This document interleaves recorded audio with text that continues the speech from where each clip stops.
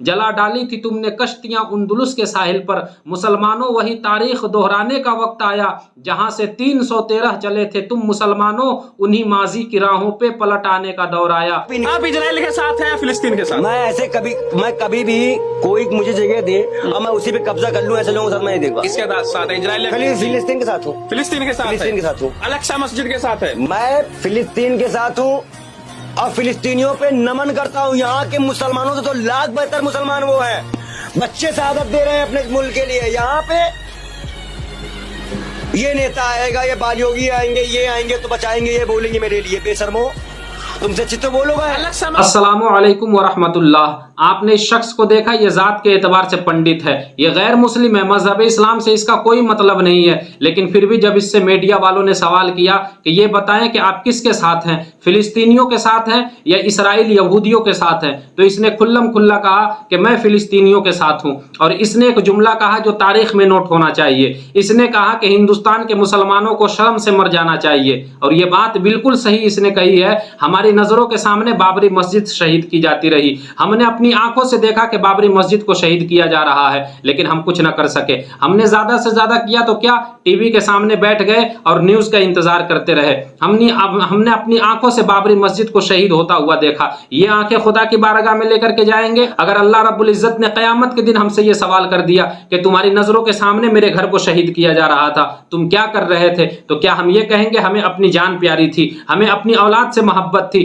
हमें अपने रिश्तेदार प्यारे थे? मुसलमानों, इससे काम चलने वाला नहीं है। और आज जो हम ये रोना रोते हैं कि उसके पास हुकूमत है, इसके पास ताकत है, उसके पास फौज है, तो आप अपनी तारीख उठा करके देख लीजिएगा, मुसलमानों की तादाद से कभी जीत नहीं हुई है, या ताकत या हुकूमत की बुनियाद पर मुसलमानों की जीत कभी नहीं हुई है। मुसलमानों की जीत जब भी हुई है तो ईमान की बुनियाद पर हुई है। आप अपने ईमान को मजबूत कीजिए। आप करबला की तारीख उठा करके देख लें, एक तरफ 72 की तादाद थी तो दूसरे तरफ हजारों का लश्कर था, लेकिन उसके बावजूद जीत इमाम हुसैन की हुई है। और आज भी करबला से यह आवाज आती है, मुसलमानों तुम्हारे पास बचा ही क्या है, अरे तुमसे तो एक बाबरी मस्जिद ना बच सकी, मेरा हुसैन सारी शरीयत बचा गया। फिलिस्तीनी मुसलमानों के इस जज्बे को देखकर मुझे जंगे बदर की याद आ रही है। जंगे बदर मजहब इस्लाम की सबसे पहली जंग हुई और इसमें सहाबे कराम की तादाद सिर्फ 313 थी। अल्लाह के नबी ने जब कहा कि ऐ मेरे सहाबा अब बाहर निकलना पड़ेगा, अल्लाह की राह में जिहाद के लिए निकलना पड़ेगा, तो सहाबे कराम ने अपनी जान की बाजी लगाने के लिए अपने घर वालों को, अपने रिश्तेदारों को छोड़ा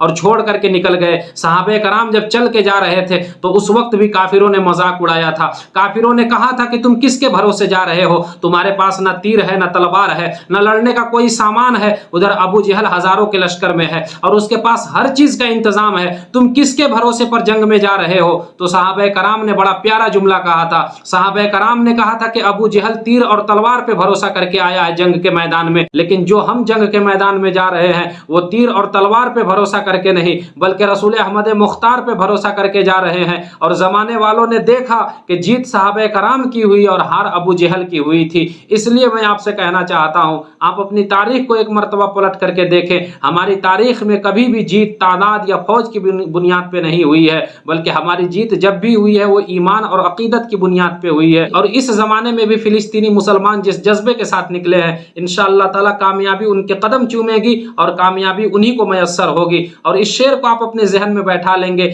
जला डाली थी तुमने कश्तियां उंदुलुस के साहिल पर, मुसलमानों वही तारीख दोहराने का वक्त आया, जहां से 313 चले थे तुम मुसलमानों, उन्हीं माजी की राहों पे पलट आने का दौर आया। और ये बात हर एक मुसलमान को याद रखनी चाहिए कि अभी जो जंग चल रही है इसराइल और फिलिस्तीनियों के दरमियान, इस जंग में फिलिस्तीनियों की ही जीत होनी चाहिए। अल्लाह रब्बुल इज्जत की बारगाह में रो करके दुआएं करो कि परवरदिगार आलम हमारे फिलिस्तीनी भाइयों को फतह कामरानी अता फरमा, क्योंकि फिलिस्तीन के साथ कोई भी खड़ा होने को तैयार नहीं है। ये गलत न्यूज लोगों को बताया जा रहा है, दिखाया जा रहा है कि फिलिस्तीनी के साथ ये आ गया वो आ गया। ईरान को छोड़ करके और किसी में हिम्मत नहीं हो रही है कि आए फिलिस्तीनियों के साथ मिल करके जो है इस्लाम के साथ हो करके मुकाबला करे दुश्मनाने इस्लाम से। कोई भी आगे आने को तैयार नहीं है। कम से कम हिंदुस्तान के मुसलमानों, उनके हक में दुआ करो, अल्लाह रब्बुल इज्जत की बारगाह में गिरो तो रो करके गिड़गिड़ा करके उनके लिए फतह कामरानी के लिए दुआएं किया करो, क्योंकि अगर कहीं उनकी हार हो गई तो ये समझ लेना आज उनके बच्चों को उड़ाया जा रहा है तोप से रस्सियों में बांधकर, तो कल हमारे साथ भी ये हशर हो सकता है। क्योंकि हमारे मुल्क का जो वजीर आजम है नरेंद्र मोदी, ये इसराइलियों की नाजायज औलाद है। इसराइलियों के टुकड़ों पे पलने की इसे आदत हो गई है। ये वैसे ही करेगा हिंदुस्तान की सरजमीन पर जैसे इसराइली गुंडे इसे कहेंगे, जो वो चाहेंगे वैसे ही मुसलमानों के साथ यह करने वाला है। और ये मनीष कश्यप जो चिल्ला करके आज से कुछ महीने पहले कह रहा था कि यहाँ के मुसलमानों को मारोगे तो पता चलेगा कि इनका ताल्लुक इसराइली से न समझ में आएगा, इसराइलियों से इनका ताल्लुक है। आज कहाँ गया? उसके बाप नरेंद्र मोदी का ताल्लुक खुद इसराइली गुंडों के साथ है और इसराइली गुंडों से उसका बाप खुद मिला हुआ है। मैं कहता हूं मुसलमानों, ये मुसलमानों के खिलाफ बहुत बड़ी साजिश हो रही है, इसलिए दुआएं किया करो। हिंदुस्तान की सरजमीन पर हमेशा मुसलमानों को वोटिंग मशीन समझा गया है, मुसलमानों के वोट के साथ खिलवाड़ किया गया है। इसलिए मैं आपसे कहता हूं अपने वोट की कीमत को समझे। और हिंदुस्तान की सरजमीन पर एक ऐसा भी नौजवान है जिसने जब भी जुबान खोली है तो हक बात बोली है, उसने बातिल का साथ कभी नहीं दिया। उसका नाम चंद्रशेखर आजाद है। हम चंद्रशेखर आजाद से खुल्लम खुल्ला कहते हैं कि हम तुम्हारे साथ हैं और हम तुम्हारे शाना बशाना मिलाकर चलने के लिए तैयार हैं। तुम आगे बढ़ो, तुम्हें कहीं झुकने नहीं देंगे, तुम्हें कहीं गिरने नहीं देंगे। इसलिए मुसलमानों अपने आप को संभालो, अभी भी संभालने का वक्त है।